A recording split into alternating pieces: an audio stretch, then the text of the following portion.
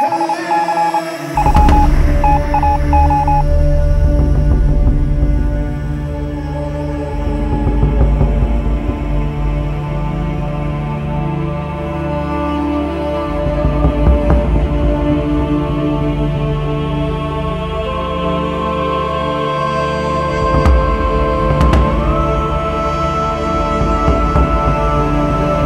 qu'on va chercher, c'est de l'adaptation. La relation qu'on peut avoir avec le froid, elle est très intime, mais aussi très négative. Il y a une connotation assez négative avec le froid.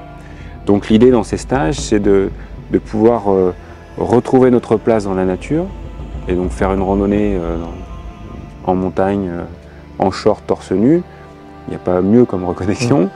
Et surtout de regarder à quel point on est capable, et le corps est capable de s'adapter à cet environnement. Quand on fait des randonnées par -5, -10, le corps est capable, et j'ai pas besoin d'avoir fait 3 ans de méthode Wim Hof avant.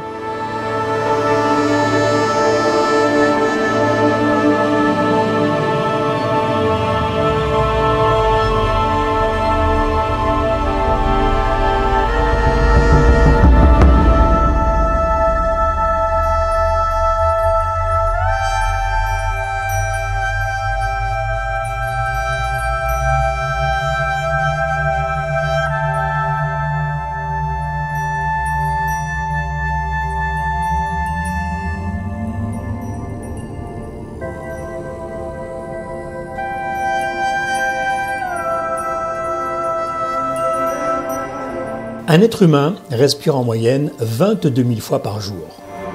On respire de la naissance à la mort, quasi non-stop, mais nous n'avons jamais appris à respirer. Et pourtant, si l'on adopte une bonne méthode, cela procure de beaux résultats tout au long de notre vie. On va parler de la respiration et des bains froids, les bienfaits pour notre corps. Stefan Jansson, ancien triathlète, étudie et pratique la respiration pour en comprendre les mécanismes et les répercussions de la physiologie et du mental.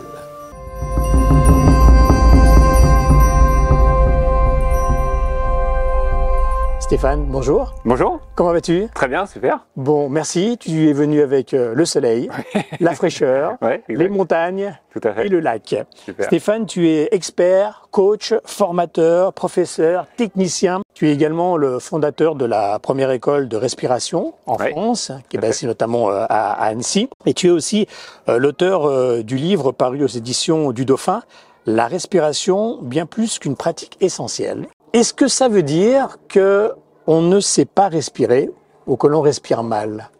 Alors oui, ça veut dire effectivement qu'il y a un besoin en fait de se réapproprier ce geste élémentaire qu'est la respiration. On se rend compte, les études à l'appui, qu'on est à peu près 80 à 90% concernés par ce qu'on appelle la respiration dysfonctionnelle. Ça veut dire que finalement j'utilise peut-être un petit peu mal les différentes structures qui me permettent de ventiler, et surtout que j'adopte une respiration inconsciente qui ne permet pas à mes cellules de bien respirer, parce que c'est un peu la finalité, c'est qu'on puisse apporter l'oxygène à la cellule. Voilà. Donc on parle de rééducation respiratoire parce que c'est intéressant de pouvoir réapprendre le geste juste de la respiration.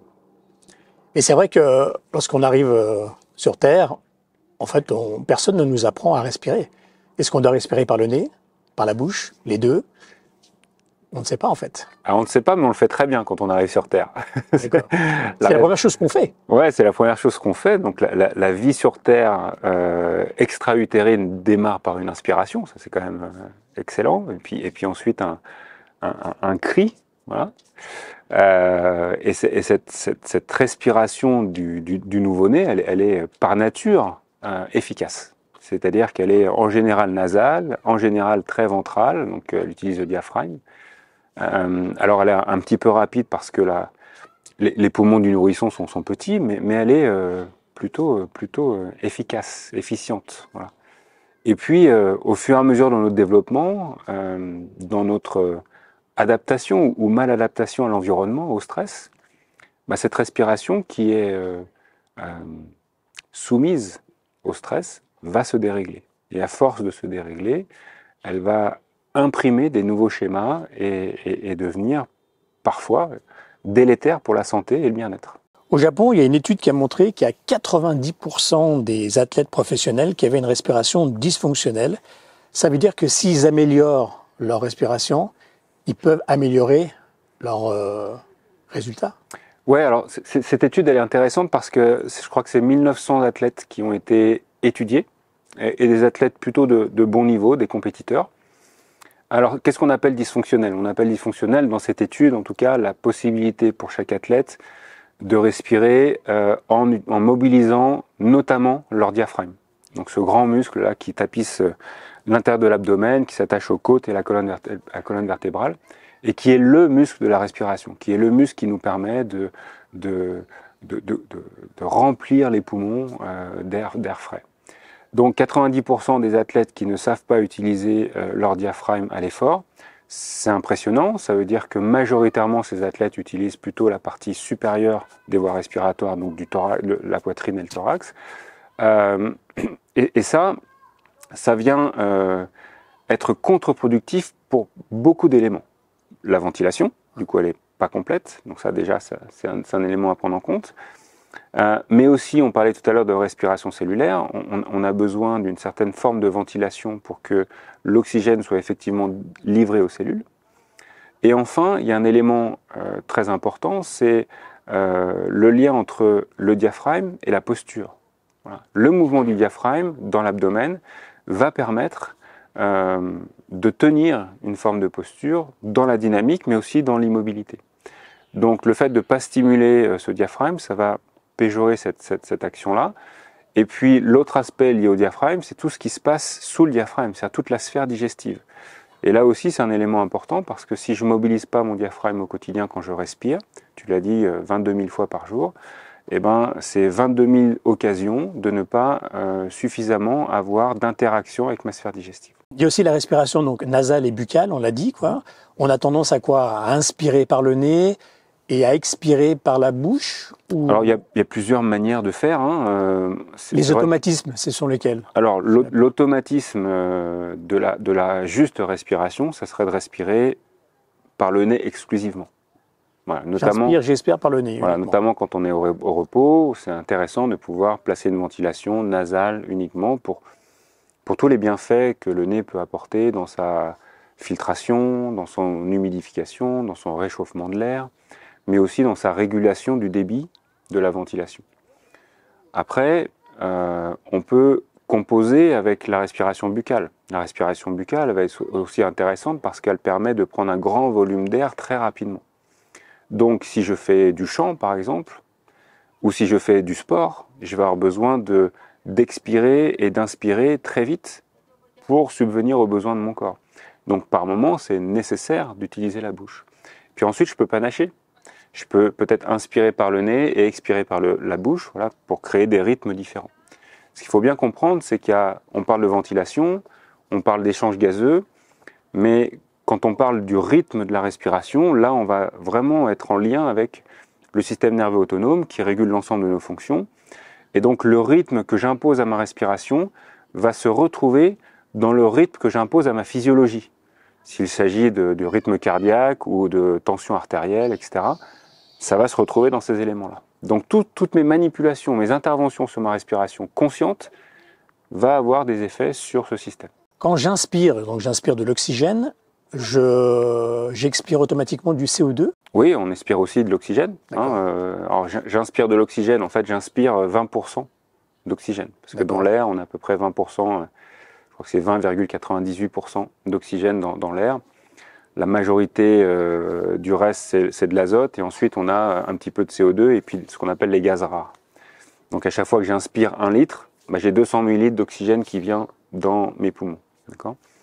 Et ensuite, une partie de cet oxygène est diffusée dans le sang, puis il va alimenter les cellules, et le sang récupère le dioxyde de carbone qui est produit par les cellules, et l'achemine jusqu'au poumon pour qu'il soit expiré. Voilà.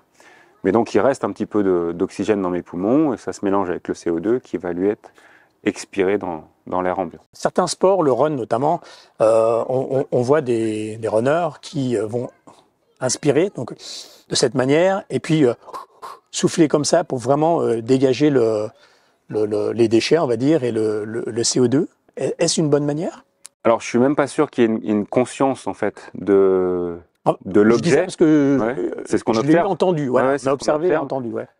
C'est vrai que c'est quelque chose qu'on nous a. Enfin, moi, je sais qu'à l'école, c'est le rythme que le prof de gym C'est nous vrai. proposait. Hein. Inspire, Ouais. expirer en 2 fois. Donc, effectivement, il se trouve que ça a un impact sur l'expiration du CO2, donc sur plein d'aspects, notamment sur l'essoufflement, ça peut être bénéfique. Mais la gestion de l'essoufflement par l'expiration du CO2 va aussi avoir un effet presque néfaste sur l'utilisation de l'oxygène par la cellule. Et c'est ça qu'on veut, à travers la rééducation respiratoire, aussi remettre en œuvre. C'est le corps humain a besoin de CO2. Le CO2 n'est pas qu'un déchet de la respiration cellulaire, c'est aussi un élément important pour permettre plein de choses, mais notamment l'utilisation, la livraison de l'oxygène jusqu'aux cellules. Voilà. Donc on a besoin de ne pas trop expirer. Quel est l'impact du stress sur la respiration?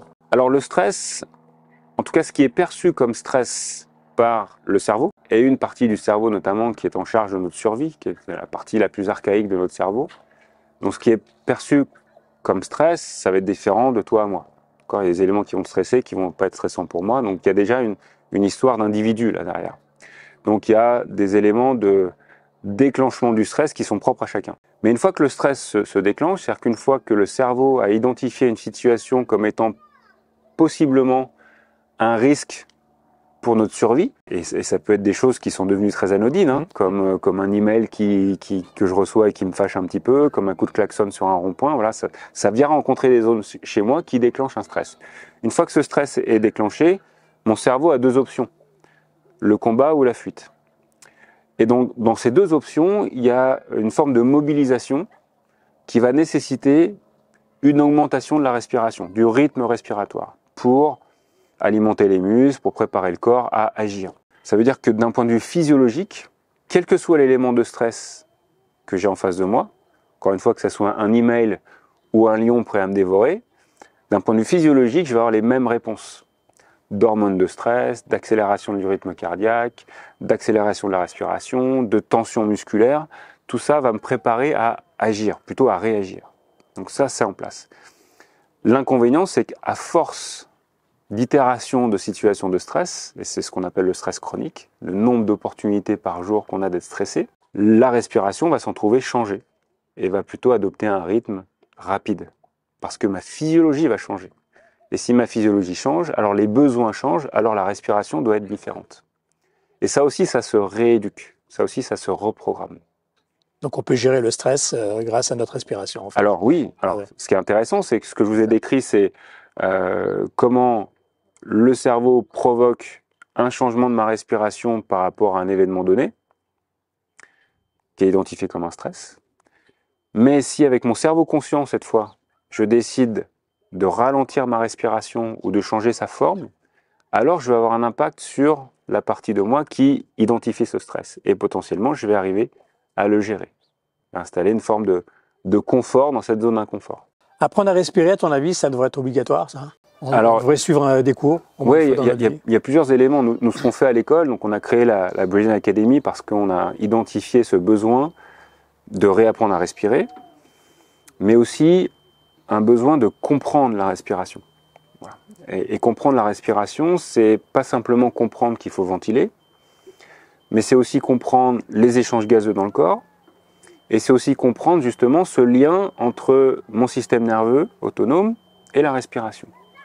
Et ensuite de pouvoir comprendre comment je peux appliquer cette respiration à différents moments de ma vie, en fonction de ce que je souhaite. Est-ce que je veux guérir certaines choses ou aider certains symptômes, gagner en bien-être, voire, on l'a évoqué avec les athlètes tout à l'heure, augmenter ma performance. Voilà, la respiration me permet ça. Mais d'abord, il faut comprendre comment ça agit, pourquoi ça agit et comment éventuellement ça dysfonctionne. Voilà. Après, dans ta vie, il y a eu une rencontre, et c'est un peu en parallèle avec justement la respiration avec Iceman, Oui. Wim Hof, cet Hollandais, qui justement a suscité un peu même beaucoup la curiosité de la science. Et lui, justement, il conjugue respiration et les bains froids. Et alors les bains froids, je rappelle, ça consiste à s'immerger intégralement jusqu'aux épaules dans une eau froide de quelques degrés.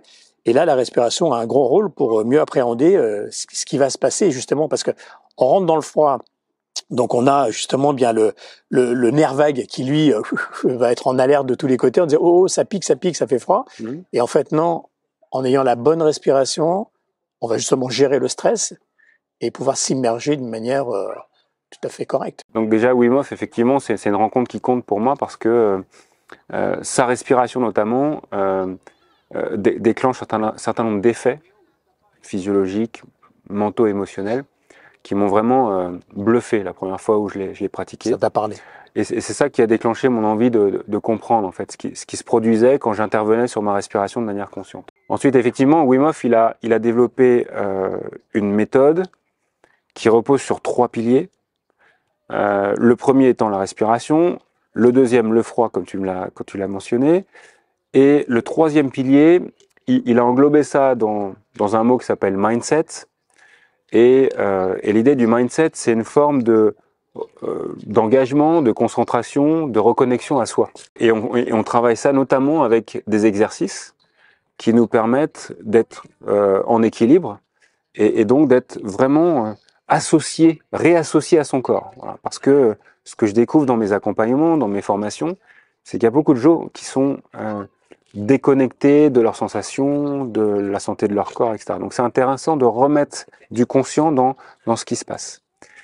Et donc l'association de la respiration, du froid et de ce mindset va nous permettre effectivement alors de rester dans l'eau froide, très froide, 1 degré, 2 degrés, pendant plusieurs minutes, mais surtout de rééduquer, de rééquilibrer notre système nerveux autonome entre ces 2 branches qui sont le sympathique et le parasympathique. L'un étant plutôt l'activation, l'autre étant plutôt le repos.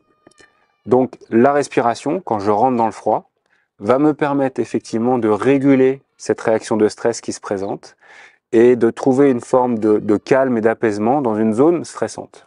Et ça, c'est quelque chose que je vais naturellement pouvoir entraîner en prenant des bains froids régulièrement ou des douches froides régulièrement, de manière à ce que dans ma vie quotidienne, quand je suis stimulé par l'environnement, je puisse rester conscient et proposer une action et pas systématiquement des réactions inconscientes. Voilà. C'est ça qui fait la différence entre quelqu'un qui va être en permanence soumis à ces schémas de réaction et toujours les mêmes, et quelqu'un qui, à un moment donné, va avoir le temps de poser une action consciente et de peut-être proposer quelque chose de différent pour agir face à ce stress. Et ça, c'est un entraînement. Voilà. C'est de la physiologie, c'est notamment de la respiration, avec une stimulation externe. Donc là, c'est le froid, mais ça pourrait être le très chaud, ça pourrait être un sport très intense, très court. Voilà, ça c'est ce qu'on regroupe sous le terme de hormèse. Voilà, des petits stress comme ça, assez intenses, très courts, avec beaucoup de repos, sous forme contrôlée. Et mon rôle est de m'installer dans du confort dans cette zone. Donc tu enseignes justement cette méthode Wim Hof qui est remise à jour en plus toutes les années, donc ce qui fait que tu es toujours à jour. Et toi-même justement, tu peux transmettre cette façon de faire. Donc ça, voilà, c'est un gage de qualité déjà. Oui, alors chaque instructeur doit repasser un examen tous les ans. C'est ça. Voilà. Ouais. Ensuite, le réseau Wim Hof, il est assez large maintenant parce que il y a beaucoup d'instructeurs qui ont été formés. Moi, je faisais partie des tout premiers en France il y a 6 ans. Et l'élément aussi important, c'est que Wim Hof, quand on regarde des vidéos de lui, on voit que c'est un personnage, parfois même un peu fantasque. Mais pour autant, il a eu l'intelligence d'aller tout de suite rencontrer les scientifiques, proposer aux scientifiques d'être leurs cobayes pendant quelques temps, de manière à valider ses postulats. Voilà. Quand il est allé voir les scientifiques en disant « moi je peux contrôler mon système nerveux autonome », les scientifiques lui ont dit dans le mot « autonome », il y a effectivement que c'est difficile de le contrôler. Et en montrant qu'il était capable de le faire, en tout cas de le réguler, grâce à ses outils, grâce à son mental, ça a ouvert quand même tout un champ. Et le succès des bains froids, parce que là on est au bord du lac d'Annecy, il y a énormément de gens aujourd'hui qui se baignent dans le lac. Le succès des bains froids est en partie dû à Wim Hof et à son travail avec les scientifiques et aussi à sa puissance de communication, c'est sûr. Il y a une question qui a été posée, ou elle est souvent posée cette question, combien de temps je dois rester dans l'eau? Donc toi en fait tu te règles une base de sécurité, tant de degrés, je reste tant de minutes. Ouais, alors ça c'est donc là on est sur la plage de l'association que j'ai créée, l'Ice Club. Donc là, ce qu'on recherche ici, c'est de la convivialité, c'est de profiter des bienfaits sans effectivement sans avoir d'effets négatifs Mhm. qui pourraient être le temps mis à se réchauffer. Et encore moins de risque d'hypothermie. Voilà, ça c'est vraiment ce qu'on cherche à éviter. Donc là, il y a une règle très simple. Effectivement, si l'eau est à 5 degrés, ce qui est le cas en ce moment, je reste pas plus de 5 minutes. Et là, en ayant cette règle-là, on est sûr que le réchauffement va prendre quelques minutes, mais va pas être très exigeant, et puis que personne va faire d'hypothermie. Ça, c'est une première démarche. Après, 5 minutes, c'est pas obligatoire non plus d'aller aux 5 minutes. L'intérêt, ce que je recherche quand j'accompagne des personnes à cette discipline, c'est de repérer le moment où cette forme de confort dont j'ai parlé s'installe. À partir de quel moment les gens sont plus crispés, sont conscients de ce qui se passe en haut et autour, sont même en capacité de sourire et vont même me dire bah, je suis bien en fait. Voilà. Donc une fois que ce moment-là arrive, en général c'est au bout d'une minute trente, Mhm. 2 minutes, 2 minutes 30. Où les muscles se relâchent, ouais. Ouais, Mhm. et pour le système nerveux c'est gagné. Donc on peut profiter un petit peu plus du froid parce il y a tas de bienfaits du froid et de la thermogénèse et du réchauffement. Mais d'un point de vue système nerveux, j'ai mis en place, j'ai montré que je pouvais réguler. Et ça, c'est quelque chose que je vais pouvoir transposer dans ma vie quotidienne. Et puis après, il y a aussi les gens qui vont pousser le système un petit peu plus loin pour aller explorer. Voilà, il y a de plus en plus de nageurs en eau froide. Il y a de plus en plus de gens qui vont faire des 20 minutes, 30 minutes dans une eau à 1 degré. Et c'est parfait dès l'instant où on fait ça de manière progressive, Mhm. qu'on fait ça en étant entouré, accompagné, et qu'on est conscient que ben, plus je reste dans l'eau, plus le réchauffement va être long et potentiellement un peu désagréable. Voilà. Donc c'est intéressant de savoir aussi où on met les pieds et pour ça il y a une seule règle, c'est d'être progressif. Pourquoi est-ce que lorsque l'on ressort d'une eau bien froide, on est tout rouge?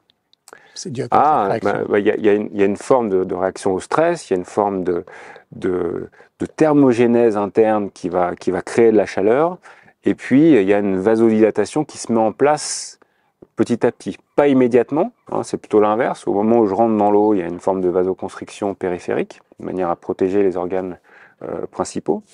Mais ensuite, il y a une réaction superficielle au niveau de la peau qui va quand même dilater un peu les vaisseaux et créer ce froid, ce chaud avec cette circulation sanguine.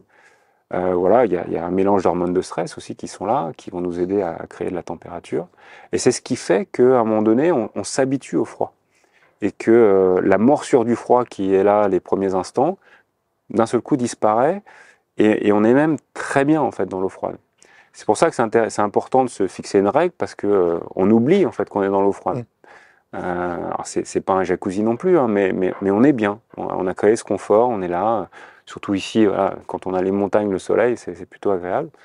Donc c'est là où il faut rester conscient et de se dire, oh, il y a l'après. Voilà. J'insiste toujours dans mes ateliers sur l'après-expérience, qui est tout aussi important que le pendant et l'avant. La respiration rentre en jeu pour réchauffer le corps à ce moment-là? Ouais, alors de toute façon, la respiration rentre en jeu à tout moment. Elle va rentrer en jeu pour calmer le système, ça Oui, c'est à la sûr. base, au départ, oui. Elle va aussi pouvoir être mise en jeu pour créer de la chaleur. Il y a Ouais, des études qui montrent que des grandes ventilations en fait vont permettre de générer de la chaleur, notamment aux muscles qui sont entre les côtes, muscles d'accord. intercostaux. Et puis, bah, mon corps a besoin d'oxygène de toute façon pour fonctionner et puis pour générer de la chaleur et de l'énergie. Il y a un élément qu'il faut bien avoir en conscience, c'est que quand je sors du bain froid, la dernière chose que je veux faire, c'est créer de la chaleur en m'activant. Voilà. On voit parfois des gens qui sont pas sensibilisés à ce phénomène, qui vont faire des pompes, qui vont se mettre à courir. Or là, au départ, ça va jouer contre eux dans le réchauffement parce que on va accélérer la circulation sanguine Mm. et il y a quand même des zones comme les mains, les bras, les pieds, les jambes où le sang est très froid. Et là, on va demander au sang de se remélanger avec le sang chaud qui était dans le centre du corps. Mais si on le fait trop rapidement, à ce moment-là, le sang froid va affluer massivement au centre du corps et ça va faire l'inverse de ce qu'on cherche. Nous, on cherche au contraire à répartir, à mélanger le sang chaud avec le sang froid tout doucement, sans brutalité. Donc le mieux, c'est de retarder le moment où je vais me sécher pour profiter un petit peu de l'air ambiant et laisser le corps s'adapter, puis me sécher tranquillement, mais je ne me rhabille pas tout de suite. Dès l'instant où je vais m'habiller, je vais me mettre au chaud, pour le cerveau, il n'y a plus de vigilance, il n'y a plus de danger. Donc tous les systèmes de protection que j'avais mis en œuvre, ils n'ont plus lieu d'être. Et c'est là où ça peut aller un petit peu trop vite. Alors, tu proposes des stages sur des thèmes respiration et bain froid en France, ici à Annecy, en Italie également. J'ai pu assister, et là on le voit en image, à des randonnées en short dans la neige. Ouais. Là, ça sert justement à lutter contre le froid. Oui, il y a plusieurs types de froid en fait. Ce qu'on va chercher, c'est de l'adaptation. Parce que là, on n'est pas immergé. Là, on est On n'est pas confronté à dans l'air. l'eau, voilà, on est confronté à l'air froid, on est confronté au vent, on va potentiellement se rouler dans la neige. Mhm. Des choses aussi qui viennent nous chercher dans nos peurs ou dans nos croyances. Voilà. Fais attention, tu vas prendre froid, Ouais, couvre-toi on a bien, il fait entendu. froid. Ouais. Ouais, donc la relation qu'on peut avoir avec le froid, elle est euh, très intime, mais aussi très négative. Il y a une connotation assez négative avec le froid. Donc l'idée dans ces stages, c'est de pouvoir retrouver notre place dans la nature, et donc faire une randonnée en montagne, en short, torse nu. Il n'y a pas mieux comme reconnexion. Mhm. Et surtout de regarder à quel point on est capable, et le corps est capable de s'adapter à cet environnement. Quand on fait des randonnées par -5, -10, le corps est capable. Et j'ai pas besoin d'avoir fait 3 ans de méthode Wim Hof avant. J'ai juste besoin d'être en conscience, d'être centré sur moi, associé, de bien respirer et d'être aussi en capacité de lâcher prise avec les sensations qui me gênent. C'est-à-dire dès l'instant où j'ai une zone, par exemple mes mains qui sont très froides, et je commence à mettre toute mon attention sur cette zone-là, je vais faire grandir la sensation, au point qu'elle va occuper tout l'espace et va vraiment être représentative d'un stress très fort auquel je vais devoir réagir. À l'inverse, si je considère cette information de main froide quelque part, mais que je reste conscient de tout le reste, bah, elle a juste une place. Voilà. Et alors jusqu'à certaines limites, hein, c'est sûr que s'il fait -40 et que je reste 2 heures dehors, ça va être compliqué, mais dans des zones contrôlées, on fait toujours ça dans des moments bien précis, avec des températures acceptables, et ben, je vais apprendre à mettre un peu de distance avec ces sensations gênantes et du coup à mieux les supporter. Et j'ai remarqué aussi que ça faisait justement remonter des émotions chez certaines personnes. Mhm. Voilà, c'est positif ça. Alors ça c'est positif, ça vient aussi nous chercher voilà, dans tout ce qu'on porte, parce qu'on va s'amener dans une zone qu'on appelle la zone du système nerveux parasympathique, qui est aussi très propice à la connexion à soi, à l'accueil des émotions, à la compréhension de ces émotions. Et donc très souvent, voilà, des gens à la fois parce qu'ils viennent de dépasser quelque chose qu'ils croyaient impossible, mais aussi parce que du coup, il y a comme un relâchement très très fort qui va libérer un certain nombre d'émotions dans cette zone, encore une fois, de système nerveux. Je sais que toi, tu es dans une alimentation saine, frugivore, crudivore. Oh, Pas que, pas mais que, oui, pas ça que. fait partie Ouais. aussi de ta vie. Est-ce que c'est quelque chose que tu conseilles aux gens, en plus justement eh bien de tout ça pour être encore au mieux-être, au maximum? Parce que c'est vrai que cette alimentation-là génère un bien-être déjà à la base. Donc si on fait encore tout ça, Ouais, c'est que du c'est de toute positif. façon un ensemble. Ouais. Là aussi, il s'agit de comprendre. Moi, j'ai pas cette connaissance dans le détail. J'ai la chance de partager ma vie avec quelqu'un qui a une connaissance parfaite de ça parce que c'est son métier. Donc, on va dire, depuis quelques années, j'ai jamais aussi bien mangé de ma vie. Voilà, j'ai 50 ans, mais ça fait 4 ans que je mange très, très, très bien. Auparavant, même quand j'étais athlète de haut niveau, je n'avais pas prêté spécialement attention à cette sphère. Mhm. Aujourd'hui, je comprends que c'est important d'avoir une ration complète au sens éléments nécessaires pour que les cellules fonctionnent. Et ça demande de la compréhension et un peu de connaissance. Voilà. Donc petit à petit, j'essaie de l'acquérir. C'est passionnant parce qu'il y a plein de choses qu'on fait, soit qu'on répète de notre éducation, soit qu'on fait de manière intuitive, mais pour lesquelles on est complètement à côté de la plaque. Donc c'est intéressant de s'intéresser à cette sphère, à découvrir cette sphère d'alimentation. La cellule, c'est basique, hein, elle se nourrit de glucose, elle a besoin de nutriments aussi pour fonctionner, et d'oxygène. Donc quand on a ces deux éléments-là, la respiration et l'alimentation, un petit peu de mouvement, voilà, ça peut permettre de compléter. Ça fait une santé un peu holistique, quoi. Voilà, ça veut dire qu'on a déjà compris pas mal de choses, quoi. Ouais, en tout cas, on s'intéresse à être humain. Voilà. C'est intéressant. Trouver donc du confort dans l'inconfort. Ouais, j'aime bien cette forme, j'aime bien cette phrase parce que dans ce type d'activité, se mettre dans un bain froid, il y a deux manières de le faire. Il y a soit la manière de je me motive à fond, et puis on est en groupe, et puis c'est un challenge, et puis je fais monter l'énergie comme ça, et puis je cours, je me mets dans l'eau et je sors. Je l'ai fait. Ou effectivement, je m'installe dans une forme de confort dans l'inconfort, et là, pour mon système nerveux, ça imprime des choses différentes. Donc, deux écoles. Le mode défi, je mets le morceau de bois entre les dents, et puis j'y vais et je ressors, mais mon système nerveux n'a pas appris. Je sais juste que je suis capable de faire. Mais le moment où je vais le refaire, j'aurai besoin de la même quantité d'énergie. Ou alors je m'installe et là, je peux le refaire tous les jours et ça me pose plus de problème. Et du coup, justement, ouais, si on le fait au quotidien, ça veut dire qu'on est de moins en moins malade, l'hiver ou autre, quoi. Ouais, alors c'est pareil. Si je le fais au quotidien toujours de la même manière, mon système va s'endormir parce que du coup, je vais plus lui demander une adaptation folle. Donc là aussi, c'est intéressant de réfléchir à comment je peux faire varier les choses.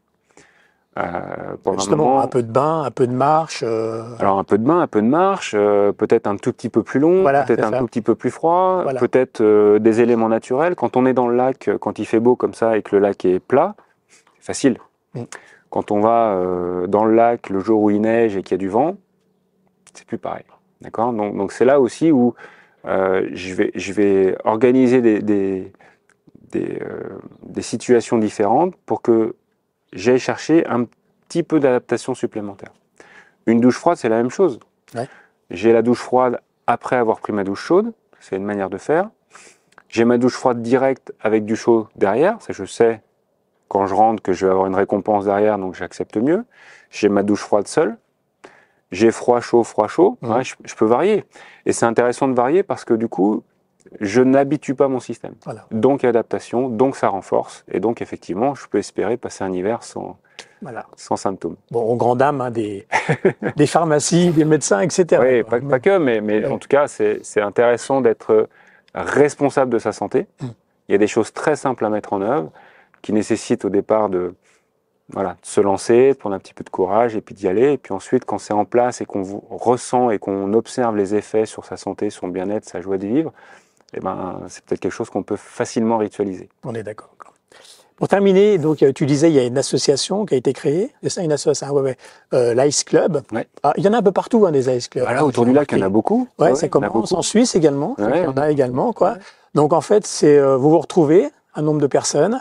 Un jour précis, un horaire précis, et vous allez tous vous baigner. Voilà, c'est ça. Un temps précis. Ouais, c'est ça, c'est histoire de partager ce moment. En période hivernale, hein, c'est. Ah oui, c'est mi-novembre jusqu'à mi-avril, voilà. Ok.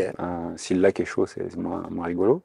Mais comme tu dis, il y a plein de clubs. On a même des gens qui viennent. Il y avait une personne de Bretagne la semaine dernière qui passait par Annecy, qui est venue joindre un autre club. Je trouve ça génial. Donc, elle a un club en Bretagne, elle est venue se baigner ici à Annecy.